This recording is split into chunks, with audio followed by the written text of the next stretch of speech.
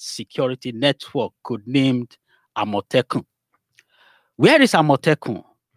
Where are all our security forces? And where is the president and commander-in-chief as the lives of Nigerians are being taken with reckless abandon? Sincerely, there are times I get so uninspired by the state of the nation that I don't even want to come on radio to talk. I feel so down that I wonder if the talking and the analysis and the pontifications we make on a daily basis have any effect. I often wonder if we will ever get out of our quagmire. I wonder if we have people who think that we have had enough of mediocrity in this nation. I ask myself what exactly is working in our nation. Most times I find no answers. But someone says, when there is life, there is hope. And so the only thing I see when I look around is hope. For he that is alive, there is hope. For a living dog is better than a dead lion. Should we therefore console ourselves that for as long as we are alive, we will never give up on the Nigerian project? May God bless our country with more good than bad people. Greetings from wherever you are listening to me. My name is Pius Nsabe, and the program is Voice of Liberation on Pensioners 106.7 FM, Agbarigo, Onireke, Ibadan. Please click the like button on our Facebook page and follow us live as we stream. On this edition of the program, I will be featuring a renowned economist to discuss the Oyo 2021 budget proposal and the recession Nigeria recently slid into, the second in 5 years. Later, I will play you an interview I had with a senior advocate of Nigeria, Chief Niyi Akintola, in his Agodi residence. We discussed the NSAS protest. We discussed Lautech. We discussed Governor Makinde not living out APC politics in the state. I also engaged him on the recession, the Southeast presidency. Yes, Southeast, not Southwest. Restructuring, the call for Oduduwa Republic, the Nigerian Bar Association, the 1999 Constitution, and its plan for 2023. It is an interview you don't want to miss. Please stay tuned. We'll be back after this short musical break.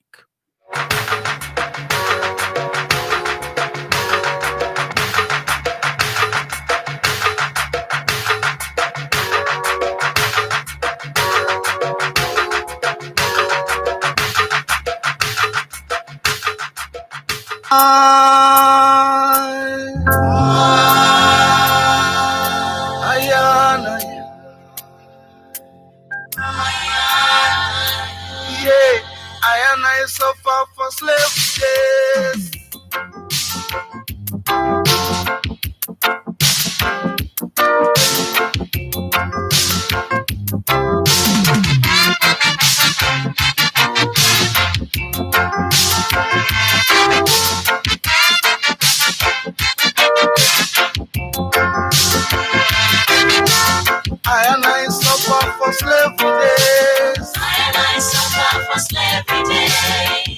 I suffer for slavery days. I suffer for slavery days. I suffer for slavery days. They took us away from Ethiopia. They took us away from Namibia. They took us away from Liberia. They said they took us away from Nigeria. Oh Lord, I suffer for slavery days. I suffer for slavery days. Oh Lord, I suffer for slavery days. I suffer for slavery days. They made us to work so hard in plantation. They gave us a heavy mark on our backs. We languages prohibited over there. We say we languages prohibited on there.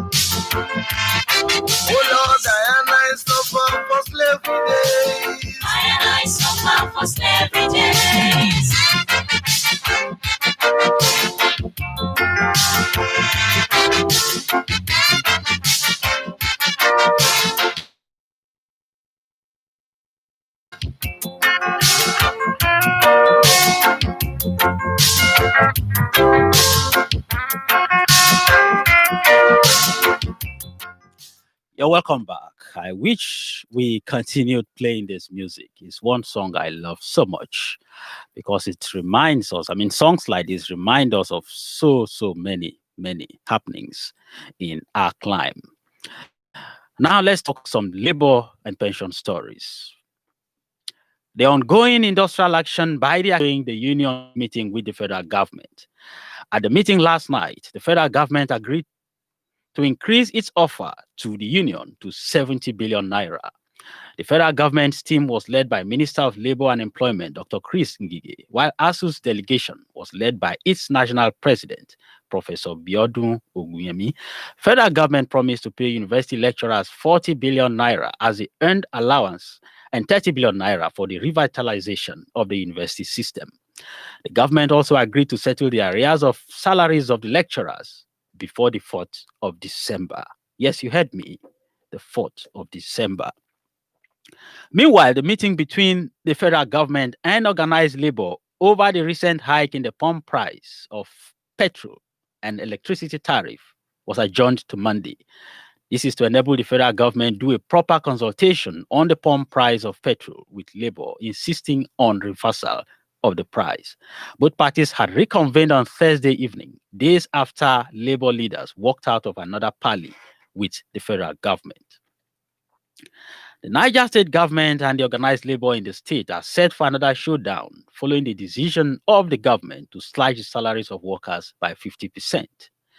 Government told officials of the Nigeria Labour Congress (NLC) and the Trade Union Congress (TUC) at a meeting held at the office of the head of service that it could no longer pay 100% salary to workers effective from the end of this month. Those were some of the labor stories we brought your way this week.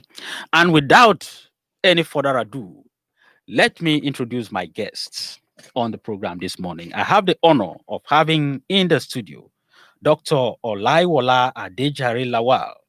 He is a renowned economist and a former commissioner of lands and housing in the old Oyo State between 1984 and 1986. Sir, you are very much welcome on Voice of Liberation. Thank you very much for having me. It is our pleasure having you in the studio this morning. You. All right.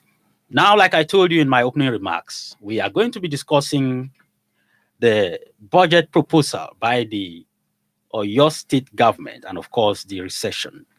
Governor Makinde, during the week, presented 266 billion naira to the Oyo State House of Assembly for the 2021 fiscal year, with education receiving the lion's share of the total budget estimate. Makinde, while presenting the budget, tagged Budget of Continued Consolidation, said that 56 billion, representing 21%, was allocated to education, while 46 billion, representing 17.2%, was proposed for infrastructural development. He said the 7 billion 2020 revised budget, adding that the allocation to the education sector is also well above the recommendation of the United Nations Educational, Scientific, and Cultural Organization, UNESCO. Let's hear Governor Makinde in about 10 or so minutes. We'll listen to the governor present the budget. And when we come back, my guest will... Some of the stakeholders at those town hall meetings determine some of the content of this 2021 budget, which I have chosen to tag a budget of continued consolidation. In the past year, we have made significant progress in the actualization of our plan for Oyo State. We have been able to lower our infrastructural deficit, make improvements in healthcare delivery, improve the quality of education, and achieve milestones in our security system. We remain bullish in our approach to developing Oyo State. And let me share one of our biggest wins in the last year.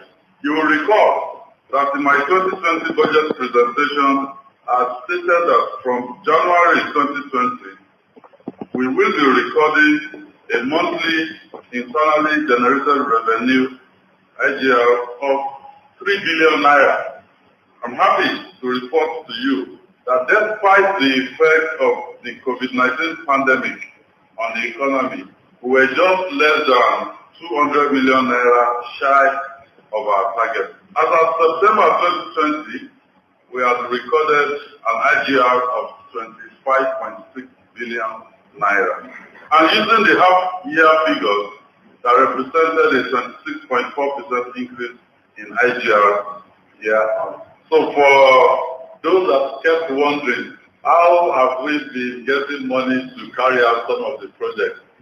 This is one of the secrets that I just unveiled right now. So your state IGR is presently about 32% of actual aggregate revenue.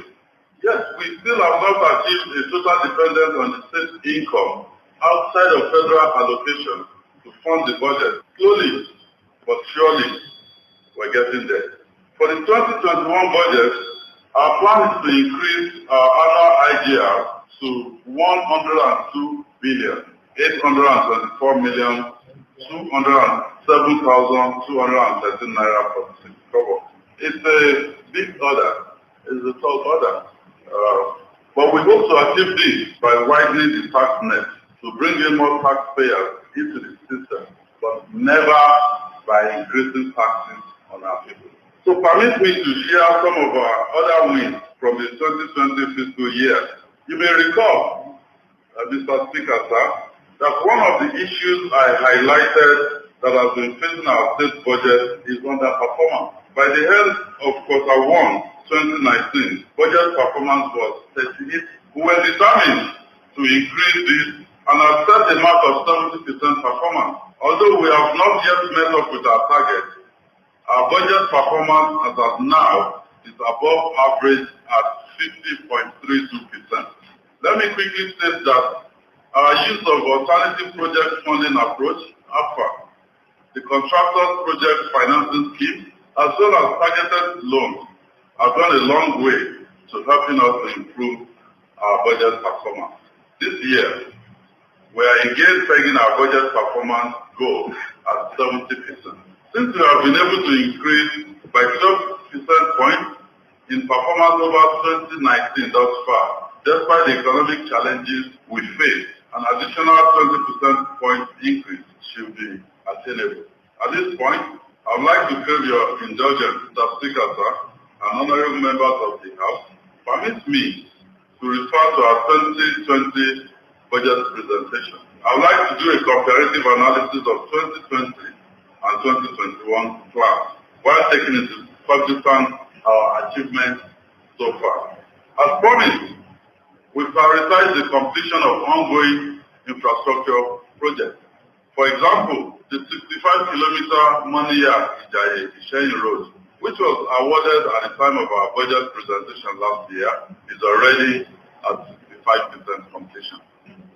We have also approved and started reconstructing the 21-kilometer Airport Ajah-Ani Express Road with a spot to Amuloko through alternative project funding model on design, build, and finance basis. Also, the now famous Idiakwe, Basharun, Akobo, Odogbo Barracks Road, which was Manangwe Road project at the 12-kilometer Akwete, Awosan Akobo Road, the 3-kilometer Ondaji Stadium Lasek Second Gate Road, 5-kilometer Gedu Oroki Sabo Ashipa Road, the 12.5-kilometer dualization of Challenge Odonelewe Apata, the 10-kilometer Shaki Township Road dualization, and we have also awarded the 44.7 kilometers Shaki Ogboro Igbo Road. Additionally, we embarked on the remodeling of the Lake Salami Sports Complex, Adamasinga Ibadan. The project is ongoing.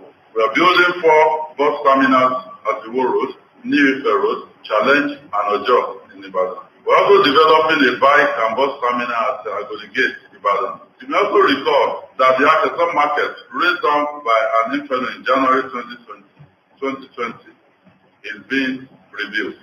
But in spite of all of this, we still need to undertake many more projects. There's need to further reduce our infrastructure deficit. Therefore, our budget for infrastructure is a total sum of 46 billion, 7,695,651 naira 13 kobo, representing 17.27% of the total budget sum. This is an increase from 33.6% billion naira for infrastructure in our 2020 budget. The education sector leads in terms of budgetary allocation of 56,375,635 naira 55 kobo, representing 21% of the total budget. This is an increase of about 12 billion naira over last year's budget. And that is why for us, education is key. And 21% well above the UNESCO recommendation. Our administration is all about boosting the economy. This is to be driven by agribusiness. So in the last year, we have not shied away from entering into partnerships, both local and international, that will bring about the needed development in Oyo State. We initiated a bilateral agreement with the International Institute of Tropical Agriculture, IITA, on the Start Them Early program, STEP, in agribusiness for the benefit of our youth and development of the agricultural sector.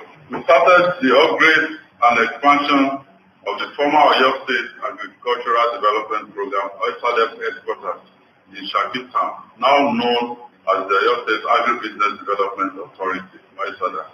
To underscore the importance of agriculture to our economy, the sector received an allocation of the sum of 9,575,049,923 naira 14 kobo, which is 3.6% of the total budget. The provision of qualitative healthcare services constitutes a major priority of this administration towards ensuring improved access to high quality and affordable healthcare services to the people, especially among vulnerable groups. We conducted a free health mission across the state and procured medical equipment. Yeah, we've done all of this, but in addition, we plan to upgrade one primary healthcare center in each of the 351 wards in Oyo State. The process is ongoing. To continue facilitating the good work we're doing in this sector, we're proposing a budgetary allocation of 13,295,525,429 naira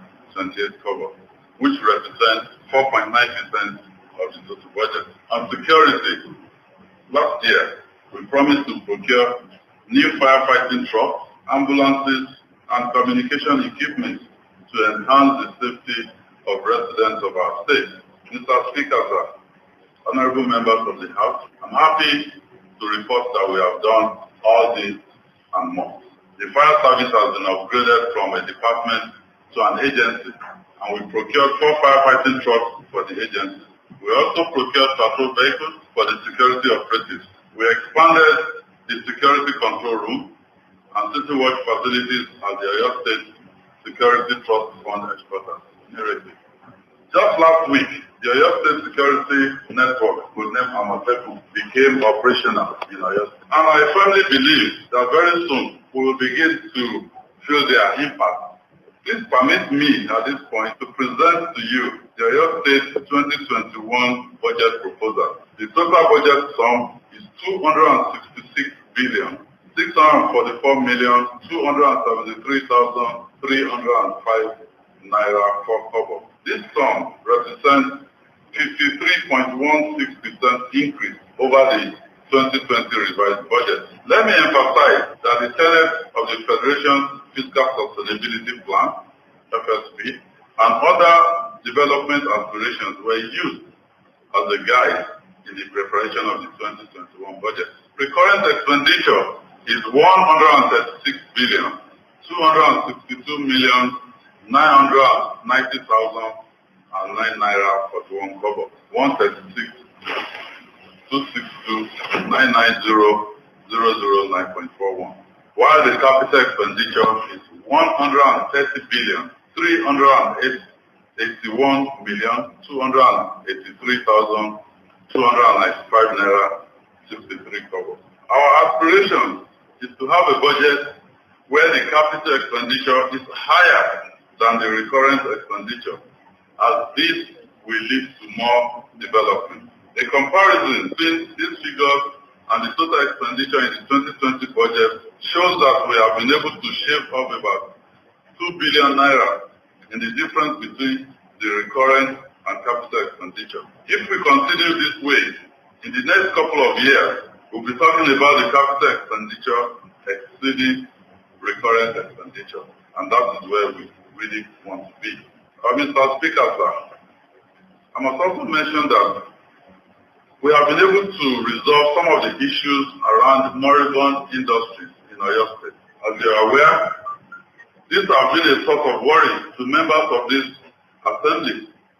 And indeed, the entire people of Oyo State, we have been able to put back in business state enterprises that have been laying wait for decades. Among these moribund industries are the Pesata Quarry and asphalt plant in Jai. Now we're being told that they're looking for trucks to hire. They're not able to meet the demand that the market has placed on them. We have done the same thing for the Pesata fruit processing plant in Oko and the Agbo shopping complex in Ibadan. You're welcome back. You just heard Governor Seyi Makinde of Oyo State presenting the 2021 budget proposal of 266.6 billion naira to the State Assembly.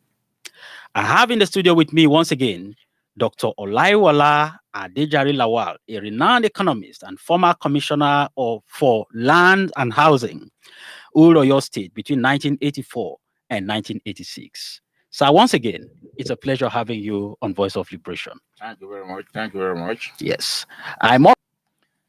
We thank God. Many people have read it, and one is happy that I've been able to contribute to academic life of many people. It's a thing of joy, I must confess. Thank you. It's a thing of joy. You see, I've contributed a lot. We thank God. It's the grace of God. You worked in the Polytechnic. I was in Polytechnic for many years before I retired. And after retirement, I was briefly at Osun State University, Department of Economics, campus. I worked there for about 7 years, but I've stopped teaching. I like academic work so much. I love teaching. Bring you on another of our program called The Grey Hair, where you will tell us more about your experience. No I problem. hope you would like to oblige us that. No problem. You are welcome. But for today, Yeah. let's delve into the issue of the day, and that is the 2021 budget proposal of Oyo State. You heard the governor. Let's even start from the title of the budget. Budget of Continued Consolidation. What does that mean to you as an economist? Well, first of all, let's look briefly at the budget. As if we're in a classroom. What is a budget? You know, for government, budget is an annual ritual. You read it every year and so. And what's a budget? Well, in economic terms, a budget is the proposed income and expenditure of government. It's proposed. This is what we expect in terms of income, and this how we are going to spend the money for the year. And generally speaking, budget spans over 3 periods: the past, the present, and the future. The budget analyzes the past, what government has been able to do in the past few years and so on, and what is currently doing, then what it intends to do in the future. So budget is it's a financial document for government, very, very important to the government, because it helps government in 3 ways. Firstly, it is a financial document which brings out the policies of the government, the economic policies and social policies of government. It states clearly how the government wants to develop the economy, how the government wants to make the state grow and develop. That's very, very important. Secondly, it is a way of how the government will allocate the available resources. The resources are not unlimited. So government have to work within the available resources. And then how do we allocate these available resources? The budget will state it clearly.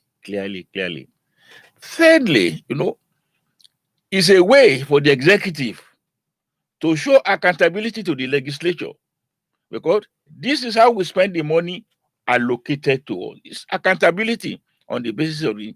And then fourthly, is a way for the legislature to control the executive. Because they got the legislature will appropriate certain amount to the executive and government to say, and then the legislature has the power of what they call oversight function, where they go around and see how the money appropriated to the executive is being spent. Then the title of sincerely speaking, this 2021 Oyo State government is an ambitious one, very, very ambitious, and indeed is as a target continued consolidation. Continued consolidation. It's a continued consolidation. Where for the past few the administration, one is able to see that Oyo State is changing in physical.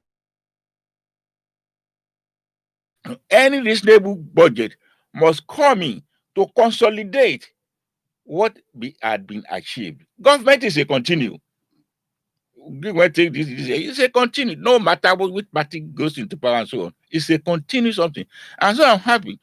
The governor has stated clearly he wants to continue to consolidate the development that has been taking place in Oyo State. That's very, very important. What do you mean when you said that the budget is ambitious? It's very ambitious. It's about 266.6 billion, which is about 50% above the 2020 budget, which was about 177 billion. Yes, it's very, very ambitious. Very ambitious. You have to look at even more than the original budget of 208 billion naira, which was later revised to 177 billion, you know. So it's really a good idea, but you have to look. I think the governor mentioned the sources of revenue. How do we get the money to implement some of these projects we emphasize? That is very, very important. The governor said he is not going to tax the people of Oyo State, but he's going to increase or expand the tax net. He wants to expand the tax net. That is very good, because with the current situation, there's poverty in the country. There's poverty in the country. There's no doubt about it. So by increasing tax, you are adding more burden to the people. So I'm very happy the government emphasizes you have to increase the tax net. But the problem with government, there are so many ways that have not been tapped. So let's take a look at it from the local government council. There are so many areas that have not been tapped. According to the budget, I think the government intends to increase IGR to about 102 billion. That's about 50% of the budget. How do we do it? How do we do it? That is very, very important. I feel we should make use of technology in collecting revenue. So there are so many areas untapped.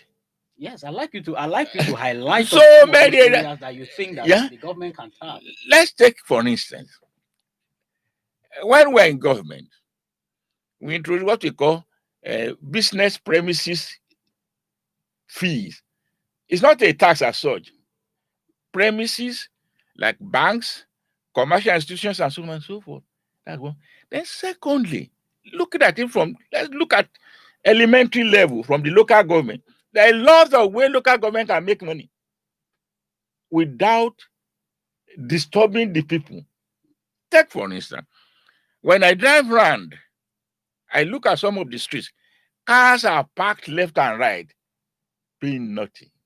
When I was used to build these roads and so on, there's a simple something.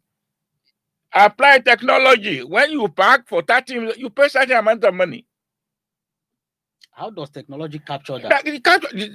In developed countries, you have small machine put in places where car can park. When you park, you just plug you pay some money. People just park anyhow without. Government use money to build all these roads. That's one way. That's for local council. Yes. Then secondly, I mentioned this in business. The problem with the consultants which government employ to collect tax is that they don't give people incentive to pay. They don't give incentive to pay. For instance, you introduce a new tax system. You measure the area, the office or something, and say, okay, For this year, you are paying 30,000 or 20,000. But we have to pay for the past 5 years. Where is the money? You don't give the incentive. But the governor, if you look at the governor's body language, Yeah. it seems he's avoiding anything that will make him appear to be adding more burden to the people. You don't need to add more burden to the people. Because But by asking people to pay when they park their cars for 30 minutes. that is nobody. Many people walk to the market without a car. If you are able to afford a car, you take it to the market, you park in the place. Why can't you pay for the 50 naira, 100 naira? It's just a token to show that you are contributing something to the government. Just a token. Paying 100, if somebody has a car, it drives you to the market, he pays 100 naira or 50 naira. That's just a token. And you collect millions of naira if you do that. There are some areas we don't look. I don't believe in tenement rate as such. But if you want to pay tenement rate, you can go to some of the estates. Look, I live in Bodija Estate. I don't want to pay tenement rate anyway. But if it's necessary, if government provides for me, government repairs my road. If I see what government is doing with the money, I'm prepared to pay. So in other words, your fear is that even though you think that the amount is right to meet the needs of the state, but your fear is funding. It's the funding. Availability of resources to fund. It's the funding. And later, I think we have to look at the locations of each sector. I want us to look at it also. There are some areas that have some grudges against that will have advised the government to do it the other way. Like what area are you talking about? Education is very good. Because the governor gave 21% to education, which is good. Because 17% to infrastructural development. That is very good. Because government is trying to introduce free education. Therefore, government needs more money to execute this project, free education. Look at infrastructure. You see, if you want to see the effect of a government, it can be seen through the infrastructural development. Look at the past administration. Within a few years of something, we see a number of infrastructure development within Ibadan. I think I remember the one Ulubadan title the Atubushi of Ibadan land. Infrastructure is very, very important. Both in cities, in rural areas, and so on and so on. That is very important. And government needs money to do all these things. Then, look at agriculture. Agriculture is giving about 9.something billion. If I were government, I would give more to agriculture. A country or a state that cannot feed itself is not a country. Prices of agricultural products have increased tremendously. People are complaining about onions. That to buy, it will continue to be like that. We are not producing more. Priority should be given to agriculture. So you think the governor did not give enough? It's not enough. It's not enough. Where these agri field officers, you go about looking at the farmers, encouraging them, introducing new techniques. The government mentioned that is working with the IITA to develop that. That's a very good idea, but we need more. Agriculture should not be something on paper. I was talking to a friend some time ago. I said, if you are in a government, I will introduce real agri business. Look to places like Okogun, you say, single room, apartment, about 200. Ask graduates to apply, they will apply. Give them tractors and so on. The governor is doing exactly the same thing. I heard him say something about but you need settlement. Agriculture is not something you attract people to without incentives. You ask somebody to come from Ibadan and be living in saying something to do agri. It's not used to that area. You must provide some element of comfort for him. He must be comfortable. That's what we call agri settlement. We need to go back. When we are in government, in agriculture, we introduce a competitive something. We ask local governments that have land to go into agriculture. Yes. We have local government 84, 85. I remember vividly. We had local government that have go into agriculture. Let's look at other alternatives that the government is exploring, perhaps to beef up its budget, like it said. It said alternative project funding approach, contractor project funding scheme, and targeted loans. Yeah. Where a loan is an alternative, but we have to be very careful. When you take loan today, remember you have to pay back. The governor said targeted. It I was don't know what quite- you mean by that target, but the meaning other that ways each loan is tied to a particular that project. we call it tied to certain loan tied project, loan Yes. tied in project tied Tied loan. loan. Project that is very good. Now, if project tied loan, you can do what we call this PPP, public-private partnership. That's what the governor is saying. Yeah, public-private partnership. Government will contribute, the private sector will contribute, and you develop. You can use for roads, you can use it for other infrastructure and so on. That is government will have to work with the private sector. The private sector, there's some area of private sector that has the money.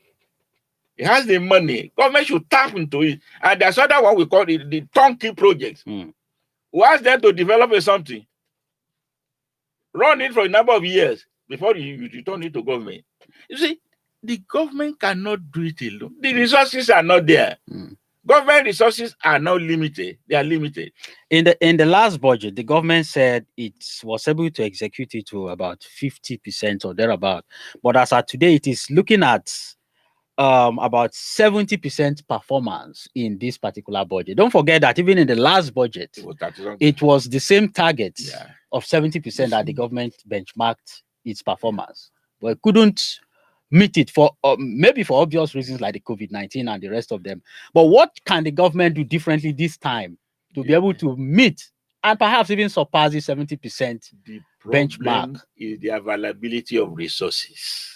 Is it only availability of resources or the frugality with the use of resources? Where the frugality of use of resources, the money is available, you must use them prudently to be able to accomplish what the government is saying to do. That comes into the management aspect of it. The management aspect is very, very important, very important.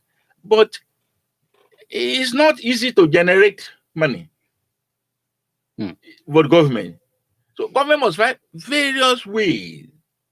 For instance, I look at, I'll give you one example, this Agbowo shopping complex. It has been there everywhere by government. If sources of funds wasting away. Are you aware that the government is? I know government is doing something about it. Government mentioned it as part of his the moribund project that the government that moribund project. Government is doing that Agbowo should be turned to complete shopping mall. So the government can get money. Government it's not necessary for government to put its own money there. Calling the private sector, organize private sector. What can we do about this thing? To generate funds. They will invest, but they will recoup their investment.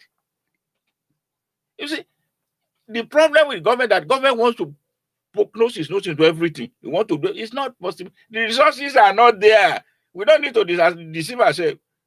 Take for instance, the petrol price was increased some time ago. Electricity bill. It's an unpopular decision, but it's an economic decision, a necessary economic decision. It's an unpopular decision, but it's a necessary economic decision. You heard some of the projects that the governor ruled out in the course of his presentation of that budget to the Oyo State Assembly. You heard some of the projects that he ruled out, like the Adamasingba Stadium, the airport, Ajia Road, and some other things the governor mentioned.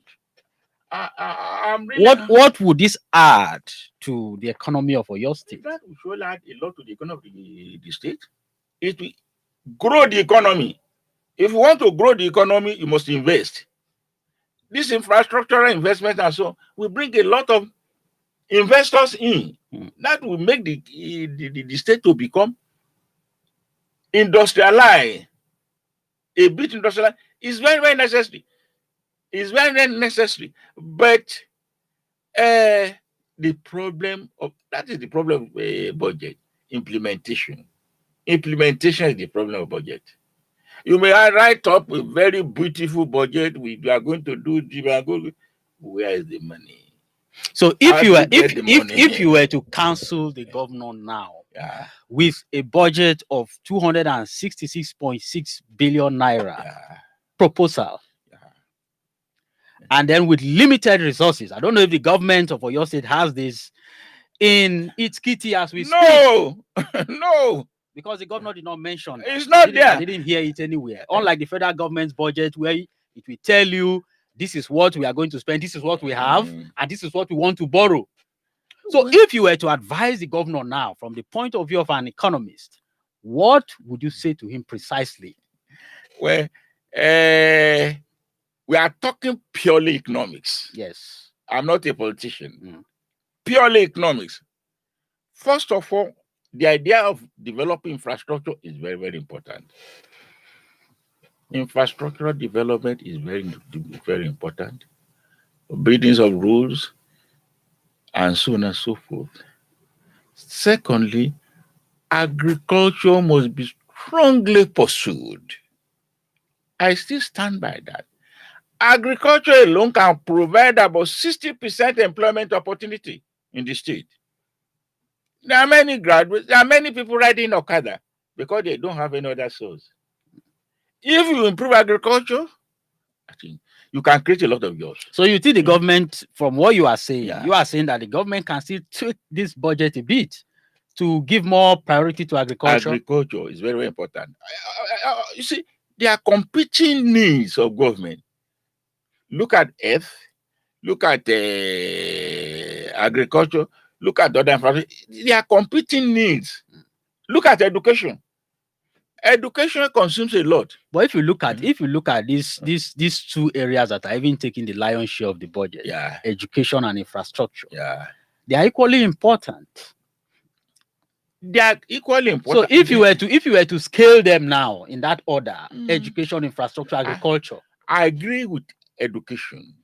I totally with education, because in order to generate economic development and growth, you need massive investment in education. Education can change the world. You need massive investment in education. You see, the literary percentage is still low. When I go around and I see some children, boys and guys roaming the street and so on, I get worried. What is the future of these people? We can only improve their future through education. And that's why I agree totally with this government, with this administration, that more money should be put into education. Equally, we need to do something about agriculture. Yoruba adage says, the ones who are able to feed yourself, it means you are not poor. You are able to feed yourself, feed your people, you are not poor. That's very important. Agriculture is very, very important. Now the executive arm has done its own. Yeah. And has pushed it to the state assembly. On the basis of what you are saying, I'd like you to speak to the members of the House of Assembly now, because the ball is now in their court. The ball is in their court. I'm sure many of them had a lot of, many of them have experience. They have been there for years and so on. That is where our thinking comes in. Perhaps they may deal a bit, perhaps, for instance, increase the amount sent to agriculture. I will appeal to the legislature to please increase allocation to agriculture. I will appeal to them. And then this agriculture, something should be done physically on the ground, not in the paper.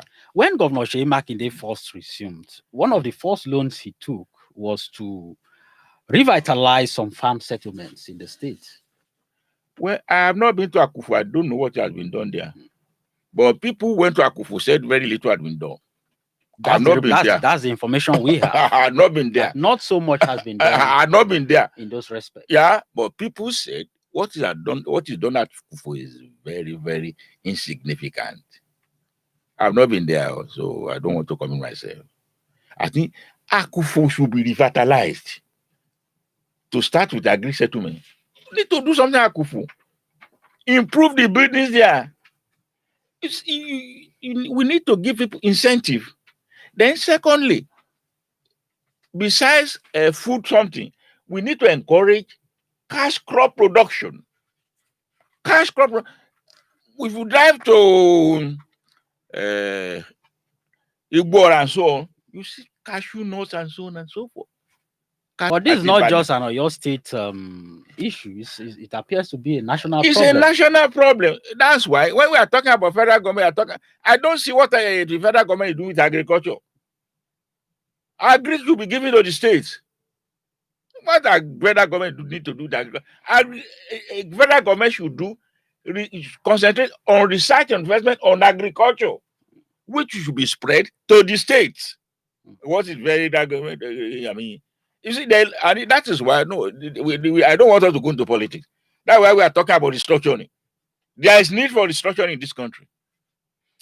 There are some projects that of Governor Makinde that have also been criticized. I would like to have your take on them, like the issue of this bus terminal. Some people think, bus terminals. Some people think they are not needed at this time.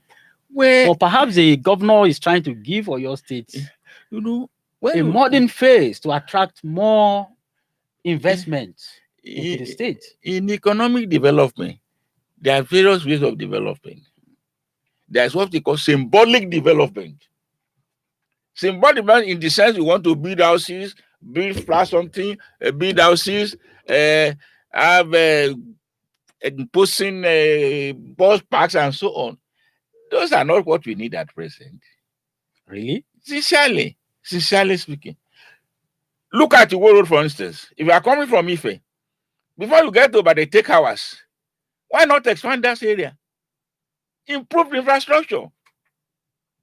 This imposing what of the one built at along express route? Well, these are part of the infrastructure we're talking about. I'm coming. Look at that's the part of the roads. I mean, but building car parks or bus parks and so is not part of it.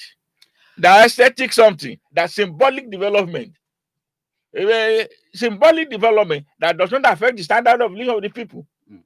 The program is Voice of Liberation on Pensioners 106.7 FM, Agbarigo Onireke Ibadan. I have been talking with Dr. Olaiwola Adejare Lawal. He is a renowned economist and a former commissioner in Old Oyo State for lands and housing between 1984 and 1986. You may want to call into the program and make your contribution based on our discussion this morning. The lines to call are 0808-010-1067. 0908-111-1067. Hello and good morning. Hello. Hello, good morning. Hello. Hello, good morning to you. Hello. All right. 0808-010-1067. 0908-111-1067. And make your contribution on the program. Now, before we go into the issue of Nigerian recession in the country, let's talk very briefly about Lautech. I'm sure you heard that Lautech has now been, a greater part of it, so to speak, has been ceded to Oyo State, the main campus. Some people have actually expressed fear as to how Oyo State government is going to fund Lautech. Don't forget that as we speak, we have another Oyo's owned university, that's a technical university. So from as an economist now, how would you advise the government to run this? How possible is it for the government with the limited funds to run these two universities? It's quite unfortunate that Oyo State and Osun State cannot run the university together. There have been a lot of problems. Before Osun State was created, it was one university belonging to the, but it's quite unfortunate. But it's better now that governor of Oyo State has decided to take over Lautech. It becomes now the single owner of the university. There's nothing wrong with it. Where it's an increased burden on the finances of Oyo State. There's no doubt about it. It's an increased burden. What they have been shared between Oyo and Osun will now be held solely by Oyo State. It's an increased body. In the fact that Oyo State also have technical education, technical college, technical university, where in many of our decisions, politics is involved, and the difference between politics and economics So you think this is more burden on Oyo State? It's increased. So burden what should on- Oyo State do to lighten the burden? Definitely, we have to find other sources. Then we have to look at the situation realistically. I don't say that the fee should be increased, no, but relatively, if you want to have good education, you must be prepared to pay for it. I don't say that the fee should become a burden, but slight increase and so on. We improve the academic quality provided by the university. The university needs money. We don't need to deceive ourselves. The university is an expensive institution to run. Look at private university; they are doing very well because people pay a lot. But state university, government must be able to provide, must find ways and means of funding the university. That's what I would say. And that's the only way to prevent the same crisis that we That's have the way been to running prevent the before. crisis from strikes and so on and so forth. 0808-010-1067, 0808-010-1067, 0908-111-1067. We want to hear your take on some of the issues we have discussed today, particularly as it has to do with the 266.6 budget proposal 2021 for Oyo State. We'd like to hear your take as we now move to the issue of the Nigerian recession. Quoting the Premium Times of Saturday, November the 21st, the Nigerian economy has slipped into its second recession in 5 years as the gross domestic product contracted for the second consecutive quarter. The National Bureau of Statistics announced Saturday that the nation's GDP recorded a negative growth of 3.62% in the third quarter of 2020. The country had earlier recorded a 6.10% contraction in the second quarter. It is the nation's second recession since 2016 and the worst economic decline in almost 4 decades. The Nigerian economy has been battered by the coronavirus pandemic, which caused a significant decline in oil revenues as global economic activity stalled for months. Crude oil accounts for nearly 90% of Nigeria's foreign exchange earnings, although it contributes less than 10% to the GDP. It contributed just 8.73% to the economy in the latest report. Oil production fell to 1.67 million barrels a day from 1.81 million barrels in the previous quarter, according to Bloomberg figures, the lowest since the third quarter in 2016 when the economy last experienced a recession. The World Bank forecasts the Nigerian economy will contract by 3.2% in 2020, assuming the spread of the coronavirus is contained by the third quarter. The International Monetary Fund forecasts a contraction of 4.3%. Before the pandemic and its attendant disruption, the Nigerian economy was expected to grow by 2.1% in 2020. This is just a summary of the whole thing. Let me remind our listener that you can still call in to make your inputs on what we were talking about or your state budget 2021. 0808-010-1067, 0908-111-1067. The lines were buzzing while I was reading this. You can call back and make your contribution. Now we are in a second recession in 5 years. Yeah. Let us ask ourselves, what caused the first recession? What caused the first recession? You see, the problem we have is that recession does not just appear suddenly. It's a accumulation of mismanagement. If you look at the previous administration before Buhari came into power, Okonjo-Iweala made a statement that the economy is not doing well and that he fears for the incoming administration to be able even to pay salary. The same thing was echoed by Professor Ludo, the central bank governor, that the economy, so immediately the first administration came in, there was a recession, which had been building gradually, accumulation of mismanagement. Then suddenly the new one, when you have a recession, the growth is negative. Third quarter of Nigeria, the economy grew by minus 3.6%. Yes. We have to do recession. A number of factors cause it. In the first instance, the economy is not so strong. They are just trying to build the economy, to rebuild and do this, put more infrastructure and so on. Then this problem of COVID-19 came in. up.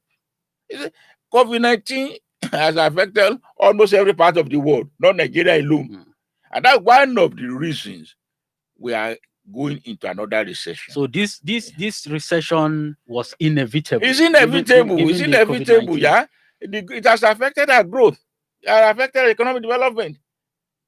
And government is spending a lot of money to fight this COVID-19 by providing a number of policies. There was a committee headed by the vice president, economic committee, National Economic Council, yes, where they try to bring a lot of something to refertilize, to inflate the economy. To inflate the economy is not strong itself. And suddenly there's this problem of COVID-19. So it has affected we are now moving. But as many economists had predicted, this recession will not be for long.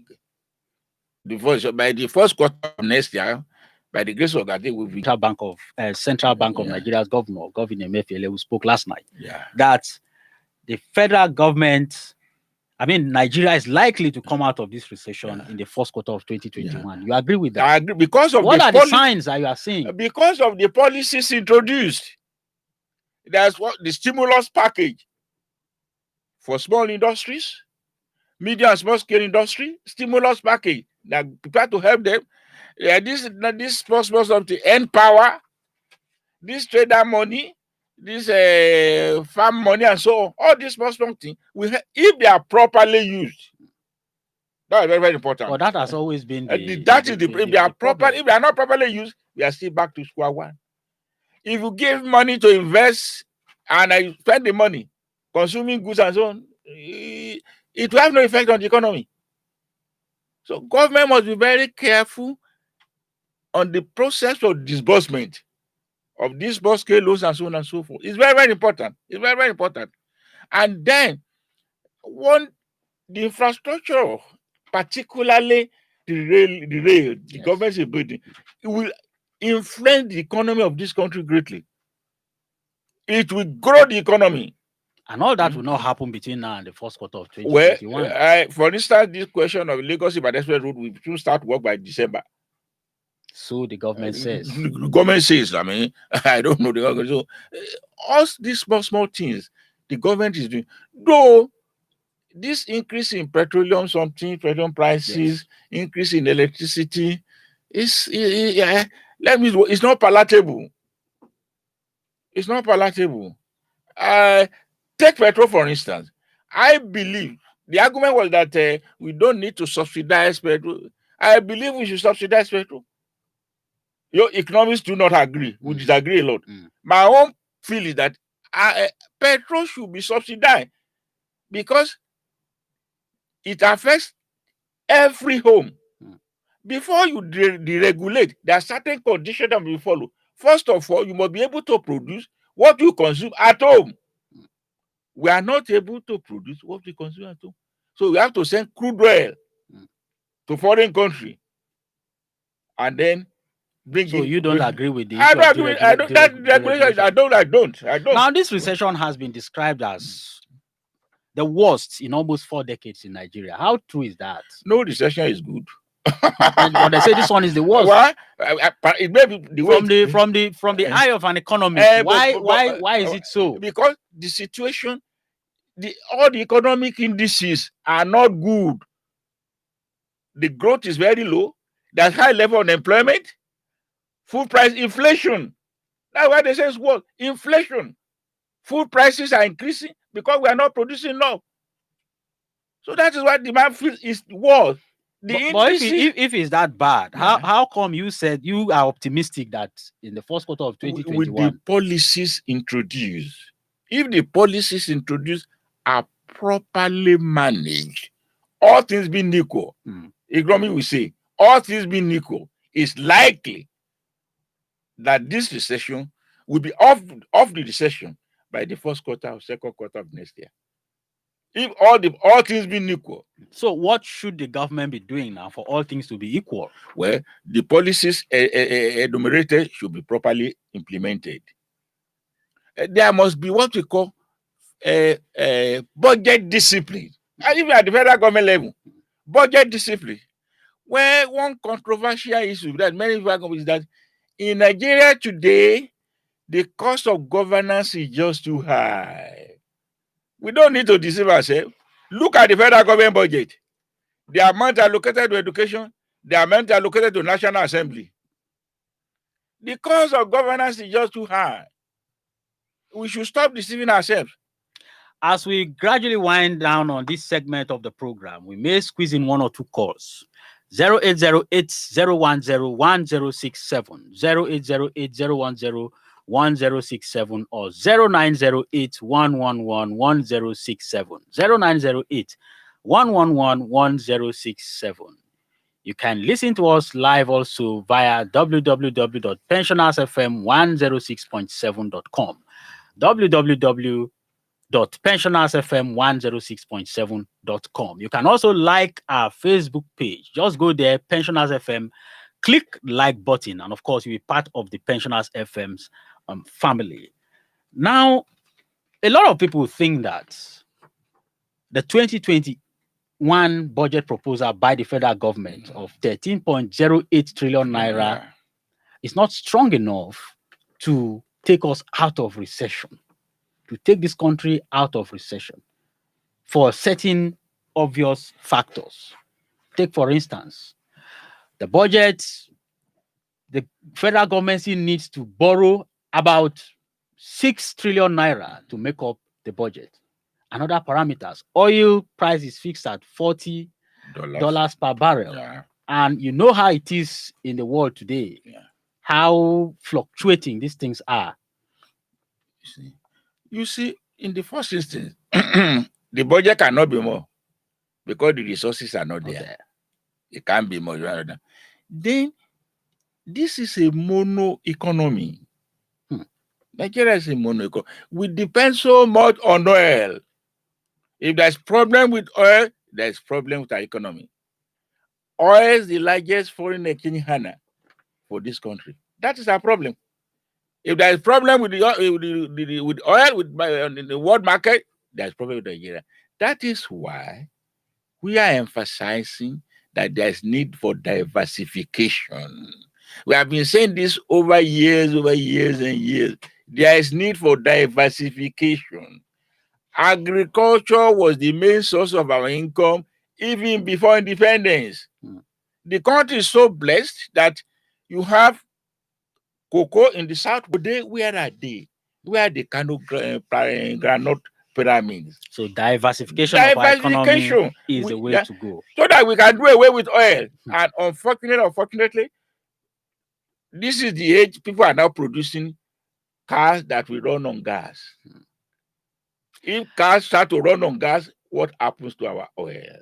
Like I told you, I'm definitely going to invite you on another forum where we'll have time to look at other things having to do with the nation's economy. But at this point, I must say thank you to you, Dr. Laiwola Adejare Lawal, former Commissioner for Lands, Works and Housing, Oyo State between 1984 and 1986, and a renowned economist. It's been a pleasure having you in our studio this morning. Thank you very much for having me. All right. As for my listener, stay tuned. We will be back to take the second segment of the program.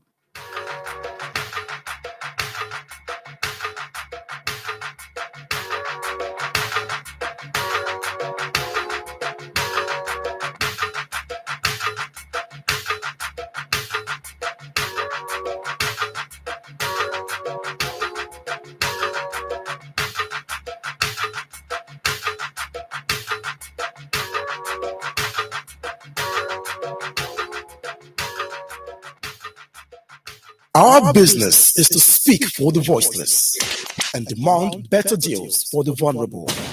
Stakeholders must be alive to their responsibilities to the people. If they are not, we will shout. 3, 2. The program is Voice of Liberation on Pensioners 106.7 FM at Barigo, Onireke, Ibadan, Oyo State, Nigeria. Have you learned a voice today? 1.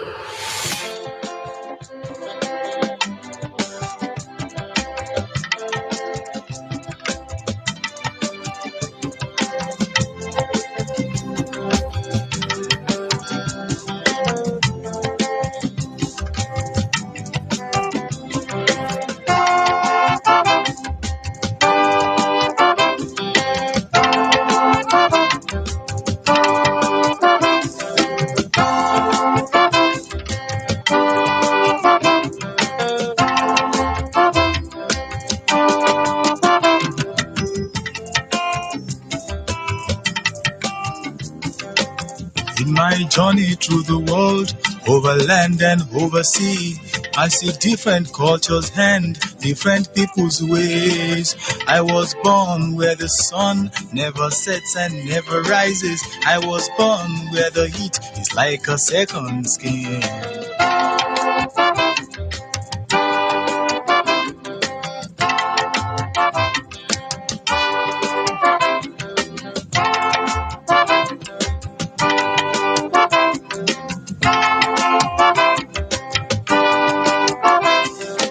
Children crying on Our business is to speak for the voiceless and demand better deals for the vulnerable. Stakeholders must be alive to their responsibilities to the people. If they are not, we will shout. The program is Voice of Liberation on Pensioners 106.7 FM at Barigo, Onireke, Ibadan, or your state, Nigeria. Have you learnt a voice today?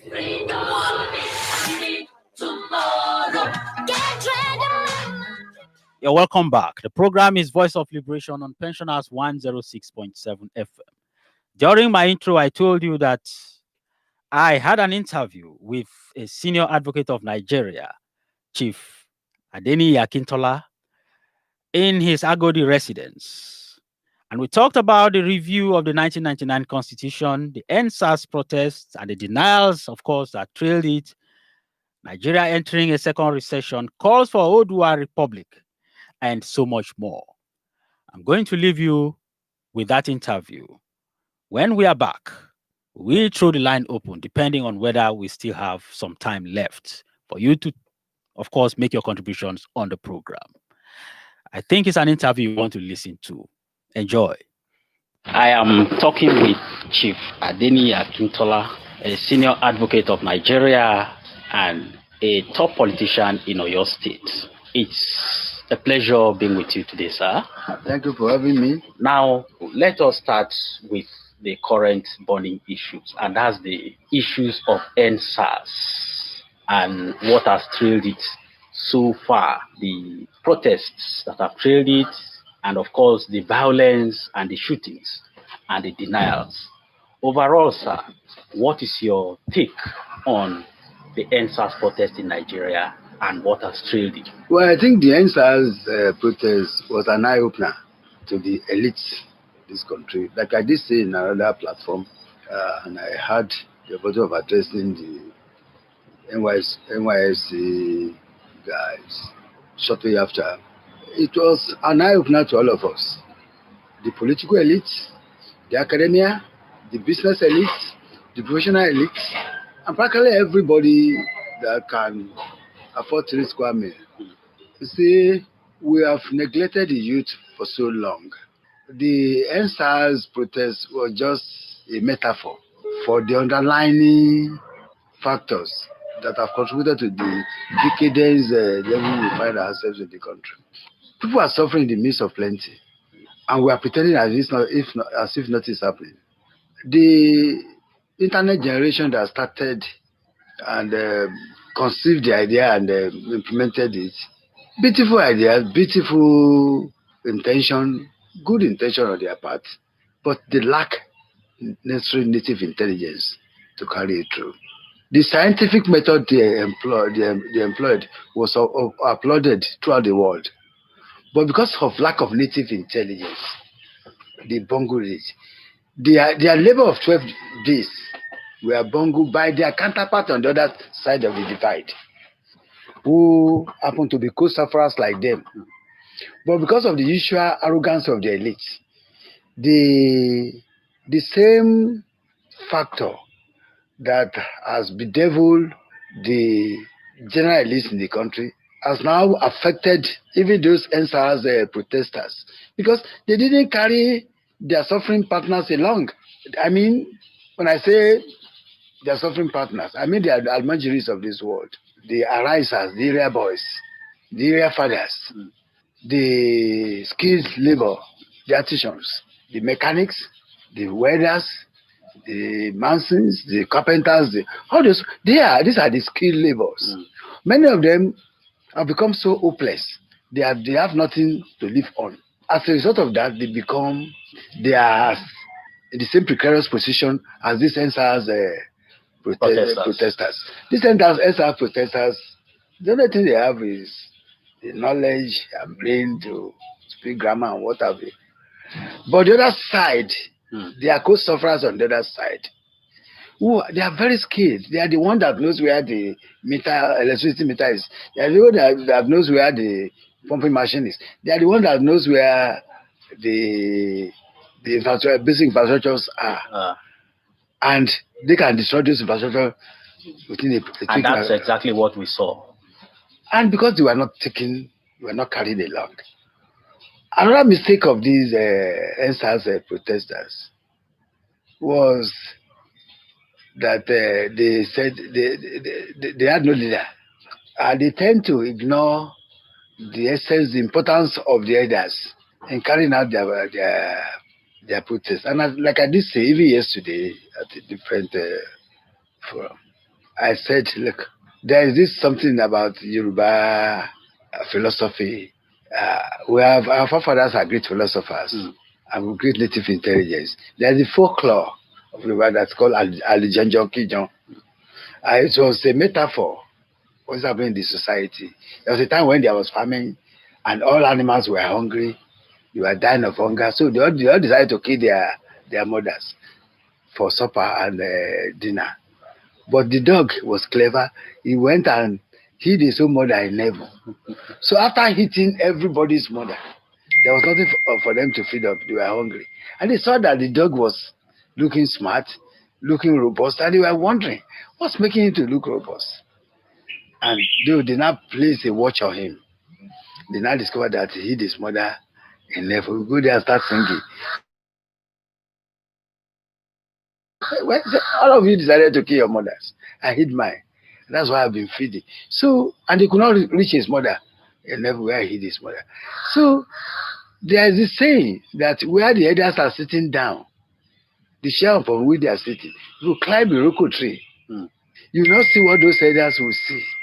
You see? But these young people also believe that it is these same elders that have failed them over the years. It's not so they probably want to take their destiny in their hands. Excuse me, that is the danger of fallacy of hasty generalization. When you generalize, that's what you get. But anytime you generalize, your argument becomes illogical. You see, it's not every elder that is as bad as appeasing everybody. If that is, even their own fathers who are bad, their mothers are bad, everybody is not saying that's what I'm saying. Don't argue with that. So as a matter of fact, people like Smart Ali, who is facing the trial now, is an elder by all standards. It was one of their strongest financiers. And don't forget that many of us had our children in that protest. At the Lekki something, I know of 17 judges whose children were there. I know sons and daughters of governors that were there. My own daughter and her husband were there. My nephew and nieces were there. These were my words. My sponsor, it was my money. They used to getting educated and become an internet generation which they are today. So, it's like trying to condemn their own foundation. So it is illogical on their part. So the point is that they should have carried some elders along and their own co-sufferers on the other side. On the other side. Okay, there is a saying in Yoruba that that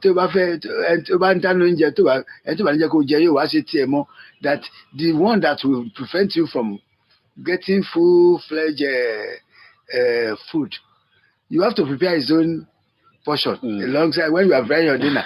You must get otherwise you will get your enough. Portion of it. Now let's talk about the intervention by the military in that particular Lekki ground where the NSAS protests converged. Yes. There has been these denials and counter denials, but obviously from the way it is going, we had the presence of military there. But whether persons were killed or not remains a subject of argument.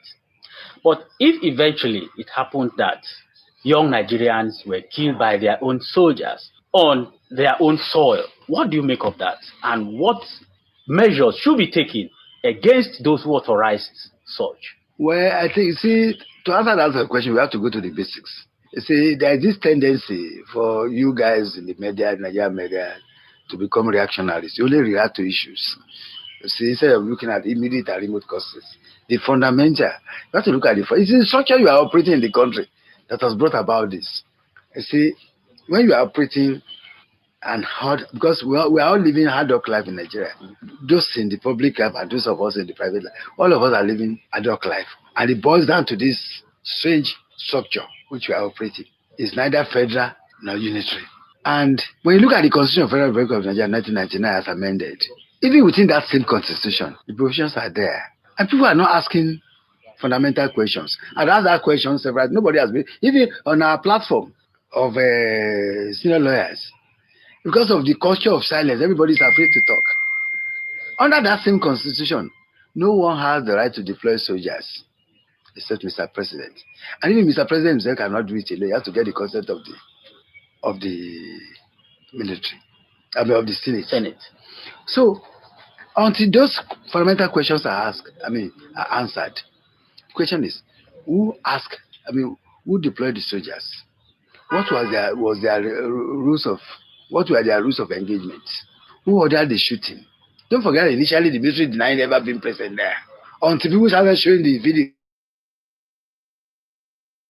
4 deniers by the military within a space of 2 days. Now, the question is, should the soldiers be on the streets when Nigeria is not at war? If it's the case of IS, which is called internal security, what measures were put in place to abide by the rules of IS? Because when you are carrying out IS operation, internal security operation, you are dealing with your own people. You are not to use lethal weapons. That you were there in the first place, on whose authority? Were they supposed to be there? Because at the fundament, were they supposed to be there at the time they were there? It has not been said that the military the president ordered the deployment of those soldiers. It has not been said that the Senate or National Assembly approved the deployment of soldiers by Mr. President. And people are running away from those fundamental questions. Yes, the governor was reported by one general to say, look, he requested for our president. Does the governor have any power? No governor has the power to deploy military in this country. Even the military, Mr. President, that is vested with power, has to seek the consent of the Senate. So should it be established in the end that persons were killed, what happens? That's a very, very serious matter in the eyes of the international community, because there will be consequences. Who bears the consequences? You and I. Not the commander-in-chief? There is no consequence that the commander-in-chief will bear that will not dictate to you and I in form of sanctions. You know that. At the end of the day, you see, there's a saying that when 2 elephants fight, the grass. What can the International Criminal Court do in this case? Because this matter has been taken to the International Criminal Court. Well, if it is found that, because somebody just came up yesterday, one lady and some of the platform shouted that her brother was killed there.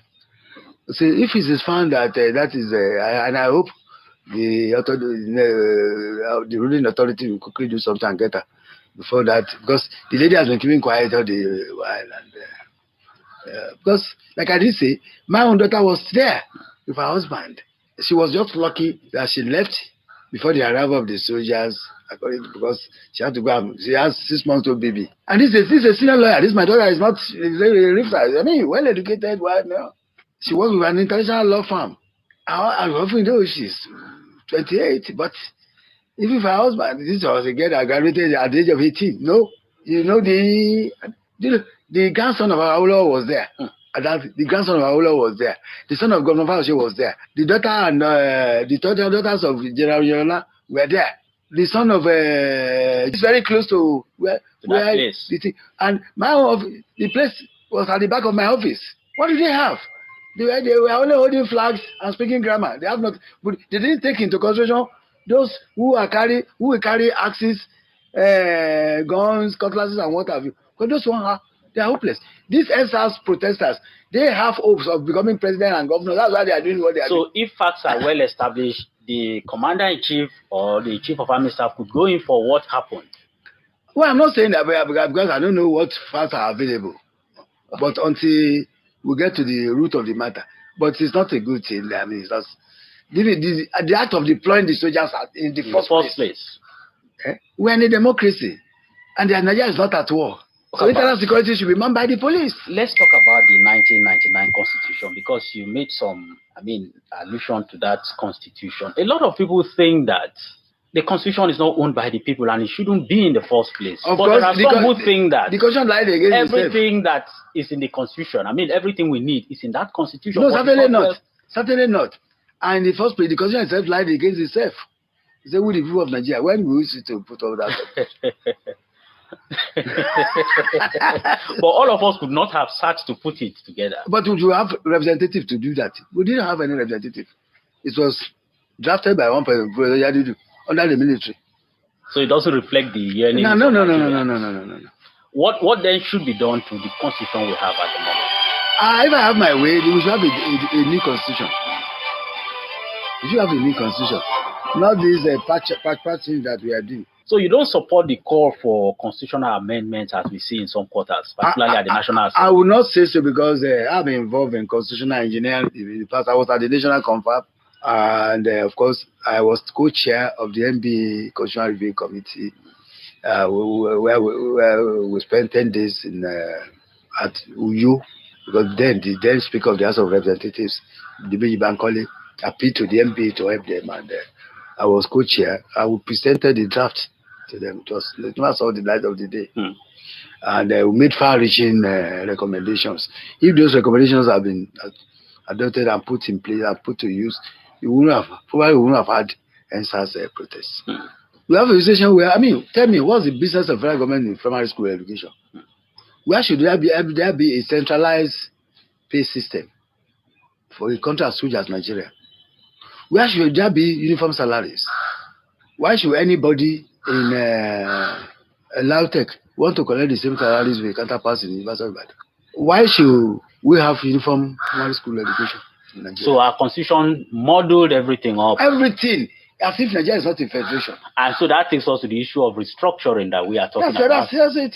I don't believe in balkanizing this country. I don't believe in that. Because I was going to ask you if you support the idea of Odua Republic. Odua cannot say, can it? You see, it is the wish of many people, but I must tell you, with the facts available to us, the facts available at our disposal shows clearly that it's a stillborn. The scenario as it is, it's stillborn. Why? Because even within the Yoruba nation, is there a consensus? When did we see, have we ever started down to say we want to do a republic? Who masterminded it?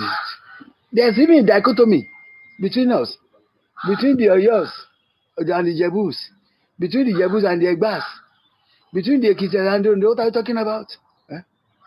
Between the Bominos and the Lorins, that's what are you talking about? So the idea of Odua Republic is dead on arrival? It's still born. Because, look, a clear case is a case of Lautech that I don't been given. Look at it. We've been at each other's throat since Osun State was created. Since 1991.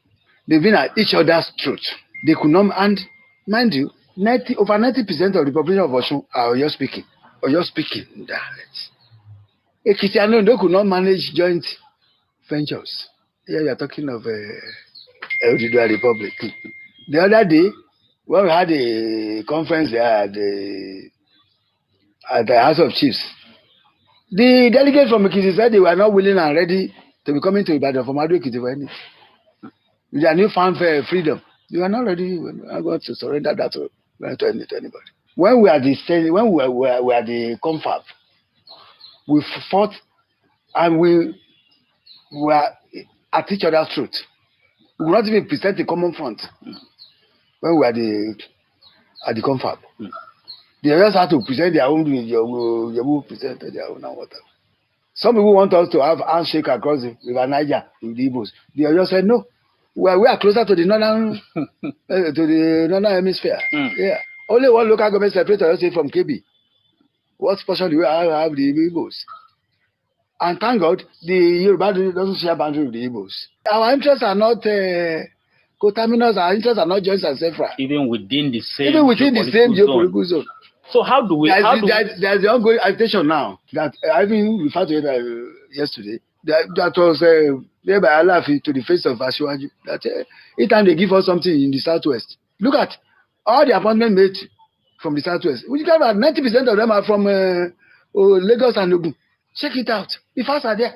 So how do we So yeah, you're not redeem- talking of how do we redeem Nigeria? You talked about restructuring. What do you want to see as a form of your own restructuring? I think restructuring, one of the cardinal principles of federalism is that every component part should be allowed to develop at its own pace.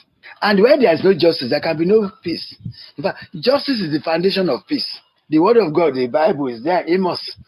God said, let justice roll out like water so that there will be peace in the land. In other words, justice is the foundation. And that's one of the grudges I have against our clergymen of both sides, the divides of the religion. Each time you go to the church and mosque, you say, let us pray for our country. Nobody of them ever pray, let us pray for justice. Their prayer can never be answered. It's not a cause. Because they are not praying for justice. You never pray for a leader. How can you, leader that's not doing justice, how can you have peace? Let's talk about this call for Southeast presidency, which has even given rise to the defection of one of the Southeast governors, David Umahi, to the All Progressives Congress, your party. Is that a noble call? Let me see again. It boils down to the issue. If we restructure the country, there will be no need for that. It's because everybody clamor for the center, everybody wants to be there. If you watch the defection, I watched the defection I watched for this country. Because it was of mixed blessings to me. Blessing that somebody of his status has come to join our party. But sad in the sense that because of the utterances I had there, from no less a personality than Ken Inamani, who came on the and said, look, it is foolhardy for any woman to be in opposition. Saying that on national network. Not because he had nothing to sustain being in opposition, that their founding fathers have cherished being in opposition. They have always been going with the North. That they always satisfied what are they against from the North. That he was the last person that held the position of number 3 in the scheme of things. He has forgotten that under Jonathan, number 1 to 17, we are not there. Yet we survive. Yorubas have always been in opposition. In fact, it has never been our character to be. This is the first time we are joining central government. It has never happened before. The question you now ask is that our joining central was what gain our friend? All those that because when my own people were saying that all the appointments they made were given to the people of Ugwan and Lagos, while the rest of us were, I said, look, even those that were given those appointments, what value have they added to your life? And I reminded them. I said, under Jonathan, everybody that was somebody in that government was Igbo. Yeah, they could not do the road between Enugu and Onitsha. They could not effect the repair of Niger Bridge. They could not even carry out the repair, not talk of erecting a new one. They could not put in place a viable aviation infrastructures for that region. And don't forget, of all the geopolitical zones, the South to East has the smallest landmass. If you Google it, you see that the entire landmass of the Southeast is equivalent of that of Oyo State. The Niger State alone is bigger and larger than the entire Southeast. Between Asaba and Enugu, there are 3 state capitals, 72 kilometers. It's not up to a local government in Oyo State. From Ibadan, you can travel 6-7 hours. You are still within Oyo State. Oyo State is the largest state in the southern part of the country in terms of landmass. Yeah, this same Southeast with small landmass has very big population per kilometers. So they are migrants. They're always moving to other part of it. So come 2023, where should Nigerian president come from? As far as I'm concerned, I don't believe in all this zoning nonsense. I believe the best, wherever we can get the best.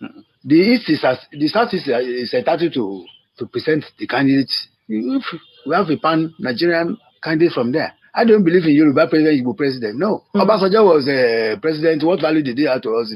Even the road from Ibadan to his hometown, Abeokuta, was not controlled. It's still up as we speak. I have been talking with Chief Adeniyi Akintola, a senior advocate of Nigeria and a chieftain of the All Progressives Congress, and got some major issues in the country. Sir, now just yesterday, there was a report that Nigeria went into recession for the second time in 5 years. We've been in recession for the past 2-3 months, so it's not new to everybody who read between the lines. Oh, we've been in recession for the past 2-3 months. It was only announced yesterday. I mean, everybody will say. I mean, just about last month, my PA reported to me that look, Oga, the 25 naira electricity card we bought, they will give us a certain number of units, which is about 2/3 of what we used to have for that amount. And we woke up one day, just a week ago, about you wake up without any announcement. You know that liter of petrol now 170. So what are you talking about? So how do we survive? And we haven't seen anything. How do we survive? We have to. I'm very sorry to say this, but I have to say it. We have to to face the consequences of our past actions. For every action you take, whether positive or negative, there should be consequences, and we'll be ready for the consequences. Nigeria is a country of anything goes. Nigeria is a place where I see people stealing what they don't have, what they don't need. Nigeria is a place where I see people amassing the kind of wealth that they don't need. Nigeria is a place where nothing works. Nigeria is you see, an average Nigerian, I'm very sorry if I'm generalized, they have opportunity available to him. Never trust any Nigerian that is good, is honest, is brave, until he's trusted with power. There's a saying in Yoruba that the moment they become rich, they start misbehaving. You see, the level of decadence, the level of suffering is not it's not something that should be condoned. The level of suffering, people are suffering. As I sat down here today, I know the number of phone calls I've received. I know the number of people I've have to give money to. Actually, I've not had any this much. This is COVID-19. COVID-19 has just exposed so many things. But we are just consuming. We are not producing anything. We're a nation of consumer. Until we start consuming what we produce. As I said, it is difficult, but I have to say it. Until we start producing and consuming what we produce. The clothes being worn by you and I, as we are, even the jeans we are wearing here, is not produced by this country. So, you know that what Nigeria spend on GSM monthly is so much. If you see the figure, you will weep for this country. What Nigerians spend on calls and browsing and all these things. And the money goes outside the country. Outside the country. It's a section of blue. So we are essentially a nation of consumers. Without... And we are consuming what we don't produce. That's the sad aspect of it. Now, has President Muhammadu Buhari in the last 5 years shown any strong will to change things? He had. Have we seen any change? Give it to him. The man had. He had. But if you bring a pope here, yes, not little. I pity him. In fact, I pity the president and our governors. If you know what they are going through, sometimes you'll be wondering why. Sometimes I ask myself the question, why do I want to be governor of this state? If all this, because you are now, until we change our mindset is terrible. Is it the people pulling down the government or the government pulling down the people? The people pulling down the government. The people pulling down the government. If any governor or president that want to stand on this, will not last. Who are the people here? Is it the people surrounding you and I? You and I, who don't have access to Agodi House, don't have access to Aso Rock. That is not true. How do I pull down the government? Yeah, you are pulling down the government because you and I are just complaining now about the electricity tariff, about the petroleum. We started complaining here. When the complaint is so much, sometimes they don't get to sleep. Many of them sleep on drugs. These governors. Then why don't they give way for those who will not sleep on drugs and do the job? I've just said to you, go and bring a pope. Look at, sometimes I pity General Buhari. Sometimes the man will just say, wow. But what type of country is this? But these people you are pitying... Because anytime you take a step, Nigeria will read meaning to it. But these people you are pitying, people steal the nation's fortune under their watch. What can they do? Excuse me. This one are stolen 20 billion. You arrest him. They say, it's because it's Yoruba. You can't just say, he has not arrested the Fulani man. You call the Fulani man, say, because it's Kanuri. That's why you are dealing with him.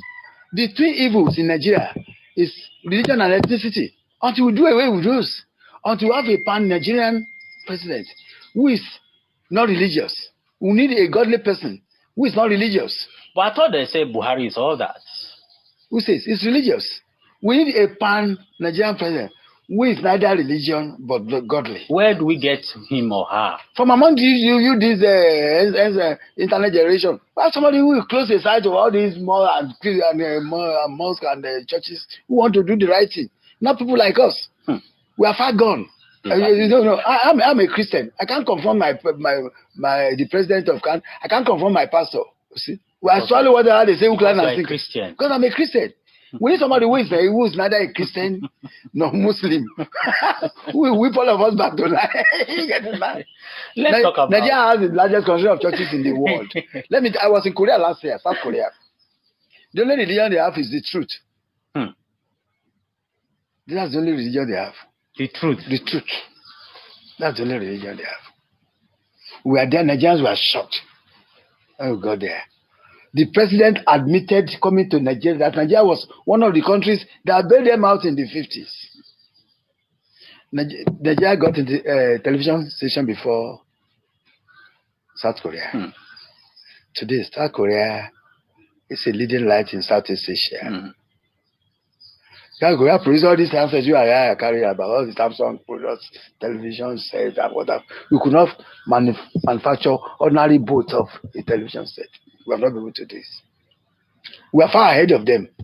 But our colleagues that forgot their things inside their hotels came back from China and met their things intact.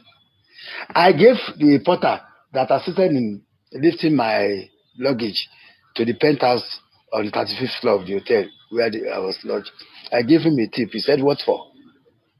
Return my money. Wow. Here in Nigeria, the porter will be waiting for you to grease his palm. And they told us, and over there, until we left, we never hear Allahu Akbar or praise the Lord anywhere. There are churches and mosques, but what they are saying there must not be heard outside. So you are talking of value orientation. Yes. It is you and I that are pulling down you see, anybody ruling any state or the federation today should be pitied. You pity Governor Makinde? Of course, yes. My governor, I have to pity him. I just criticized him yesterday. You pity him and you still criticize him? Yes, of course, because so on what basis are you criticizing him? Because he's not putting his money where his nose is. How do you mean? Well, we embarked on some. The other time, I was 6 months ago and I criticized him. The people came after me, blah, blah, blah. I don't mind about that. I read about it. Well, I said he had no template. Yes. But it took my criticism very seriously. Started having template. I said it's defeating from the template of development of Oyo State, which was established by Governor Ladoja. And I said, look, of all the rules that entered the state capital, only one is remaining that has not been dualized. All the others were dualized by his predecessors in office. That was were his plans. No blueprint. I criticized that. And I said he had no think tank. After my criticism, we quickly put people together to have, even though the ignorant members of his party were happy. But I'm glad that they took my criticism very. The purpose of criticizing government by the opposition is to galvanize the government to bring great things, to put the government on its toes. It's not a destructive criticism. It's so is the governor on course now? Yes, I mean, he has started doing something that are very, very appealing, that are very commendable, like Agbo shopping complex that have been lying there for 3 years, which no one paid serious attention to. If you can pull it through, if we didn't allow the project to fail, like moving people to Ajoda, New Town, because all the other 3 regional capitals, Enugu and Kaduna, have seen move to new towns. And Ajoda was established by the same governor that has built Agbo shopping complex, by the same Jembe one. So if you can succeed in moving there, because Ajoda is just 5 minutes drive from the airport, that will galvanize our economy into greater heights, and it will encourage economic boom. Investors will, when there are no gurus to apply, it's misplaced priority. But share waste of public funds, because the one constructed by his predecessor in office are lying there. Nobody is using them. Look at that huge motor parks are challenged, and you are not interrogating me on that. Look at the one on Odife Road. But the feeder roads, haven't you asked yourself the question in the last 1 year? Where is so much congestion on the major roads of Ibadan? Because the federal roads are not being attended to. Ibadan is so huge, it's a huge city, that there are federal roads that can pass through to get to your, that you can connect and get to your destination. But those roads are terribly bad. So everybody concentrate on But the it's a good. gradual process. It's just barely 2 years in office. I said not one. What are you saying? They are saying Yoruba that we start preparing to become mad, to become a lunatic for 3 years. When will we get to the market, please? We are talking of federal roads here. We are saying it is you see, this Agodi area. I can live here and go to Mapo without passing through Agodi Total Garden, and there are federal roads I could pass, but I can't pass. So everybody will concentrate on that road. That's what today you spend 2 hours before from Agodi area to challenge. Let's talk about the eventual those are the resolution of the ownership of Lautech. Fantastic. I commended him. I think himself, the Governor Mark Makinde and Governor Itola should be commended. They have done what Napoleon could not do. They have scored. It was a very big coup that was successfully executed by them, and the staff commendation. In fact, the staff applaud and big congratulations. And I've done that. I called the two of them yesterday. Wow. To congratulate them, because it was something that was thought was impossible. But at the global level, it was a loss to Yoruba unity. And that take us back to the question you asked about Udua. We are not serious. We are not a serious nationality, as it were. So it could have been possible for the two states to run it seamlessly. Without, but because of this dichotomy that I earlier alluded to, you see, there's that mistrust, because there's no justice. And once you don't have justice, there can be no peace. There can be no justice, even among us, even within us. Ondo and Ekiti could not manage their own too. Their own first. They went to court. Don't forget that over this Lautech, Oyo and Osun had gone to court. They went to as far as the Supreme Court to show how distasteful the situation was before these fantastic governors did what they did.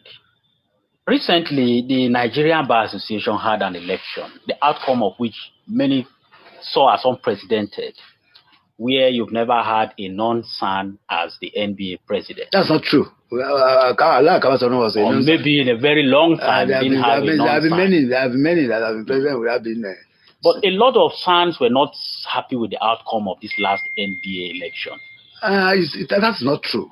It was not the election. It was the process that brought about the election that a lot of us criticized.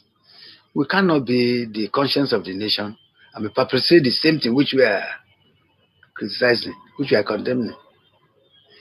You had elections where the rules were not followed, the constitution was frankly disobeyed, and the spirit of Nigerian sense of compromising. And that's why we are where we are. Some of us, I don't believe in this compromising thing. I believe in the physics theory. If an edifice is structurally defective, pull it down and build a strong one. Instead of patching it up. And we are used to that. Instead of restructuring the country and go and lay a solid foundation, we keep on patching up things. And we're not moving, we're just taking one step forward and several steps backward. And because Nigeria has now become a country of anything goes, where we have cauterized our lives so much that we now have quarter SANs, quarter judges, quarter governors, quarter senators, quarter editors, even quarter bishops. Nothing is being done on merit again in Nigeria. Everything has been cauterized. And we feel that should not be. Our revered literary giant, Nsabe, wrote a book before he died. Shortly before he died, he called There Was in Nigeria. Even though I don't believe, I criticize more of the contents of the book, but I love the caption. Yes, there was indeed in Nigeria. Young as I am, we never met Nigeria this way. We never met NBA this way. And NBA was never factionalized and tribalized. And today, in the NBA, we now have some people that call themselves Class 4, Christian Lawyers Association. We have some people that call themselves Muslim Mullah. We never met it that way. We have some people that call themselves Catholic Lawyers Association. We have some people that call themselves Saudi Lawyers Association. We have some people that call themselves Media Practitioner Lawyers Association. It was not like that before. We never met that. When we came on board, young as I am, you will not find a judge belonging to Rotary, Sonta, tribal associations, and what have you. But we're not having judges retiring and becoming head of Ariwa or something of Afenifere or something of these are people that much is expected of.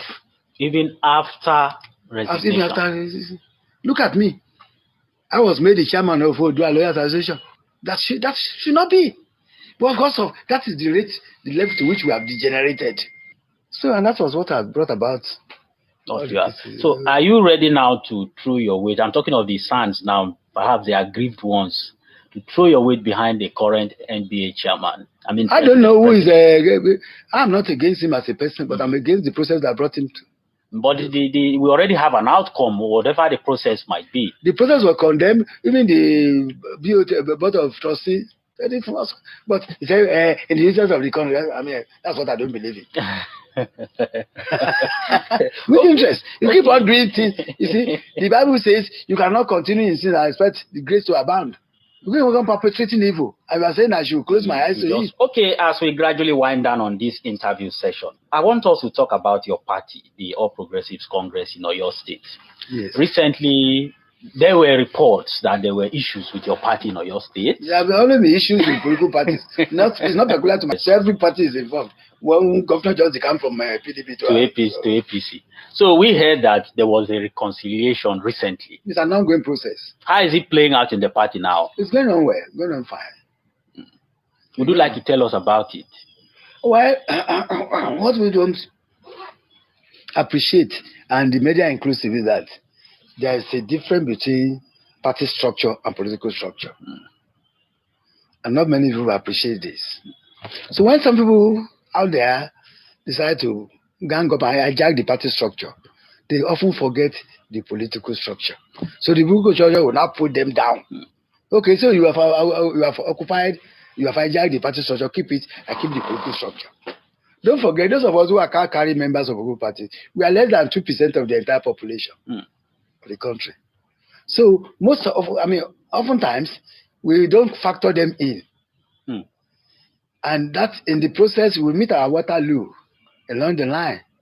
That was what happened to APC in Oyo State. That's what happened to APC in Rivers. That's what happened to APC in Zamfara. That's what happened to APC in Bayelsa. Our candidates have just been disqualified again from contesting the by-election because of interparty issues. So it's supposed to decide to hijack the party structure. Those who are having political structure will keep. Would you like to tell us the difference between party structure and political structure? You see, the party structure consists of the member of the executive. It's okay. You have the party structure, all of them in place. Okay, you own, you control the party structure at the local level and state level. We are not. If you have all this and I'm keeping the political structure, I wait for you. You see, let me use Oyo State as a case study. The party was there, and the governor, the former governor, thought it was home and dry by hijacking the party structure, controlling the party structure. But unfortunately for him, he had left the political structure to us, the aspirants. Each of us had our own caucus. Yeah, your own caucus, yes. They got cut across this party members' line. So you can call your executive and tell them, we will tell the young populace of the party where to go. You can only tell those in the executive what to do. Now I get the picture. The political structure is different from. So as it is now, who is the leader of the All Progressives Congress in Oyo State? The leader, there's no controversy about it. Look at our Constitution Articles 11 and 12. I don't know why people ask. Articles 11 and 12 stated the hierarchy of the party at every state. Even before the state executive, they are the state congress. The state congress is superior to the state executive. But most often times, people don't follow the constitution. Those are the state executive think they are all enough. Well, they themselves are subject to the control of the state congress. And in that party, according to the hierarchy, the state congress comprises of former governors, former deputy governors, who are members of the party. Former president of the Senate, former deputy president of the Senate, who are members of the party. Former speakers of the House of Representatives, former deputy who are members of the party. Former speaker of the State House of Assembly, former deputy speaker of State House of Assembly, who are members of the party. But most often time, the governors don't have control over such people. So we now dovetail to the state and give them power. And that's what I was talking to, what I was telling you about party structure as against political structure. That's part of the political structure. So in other words, everybody in the state executive, numero uno, that number one man. I've just said that to you. If you have a former governor in the party, it's superior to the state chairman. So it means that Alawa Kala is. I'm not saying because he's not the only one. But what I'm saying is, if you have a former governor who is a member of the party, it's a collegiate thing. You see, it comes before the state executive. Even me, as a former deputy speaker, I'm a member, automatic member of the state congress of the party. I'm surprised anybody. Freedom is coming tomorrow. Get ready, prepare for your freedom. Yeah, it's been Voice of Liberation, and I spoke in that almost an hour interview with a senior advocate of Nigeria, Chief Adeniyi Akintola. The last part of the interview, I asked him if he was going to contest the 2023 election. His answer was in the affirmative. He insisted that he will contest as governor of Oyo State. It's been Voice of Liberation on Pensioners 106.7 FM. My name is Pius Nsabe. Thanks for listening. A big thank you to Idris Abiola, who has been mounting the console here. And of course, the producer of this program, Babatunde Tiami. And for you, my esteemed listener, thanks for always being there. Let's do this again next Saturday. Have a lovely day and continue to be a good citizen of the Federal Republic of Nigeria. Sports Drill is up next with Raymond Tululokwe, the Illuminator.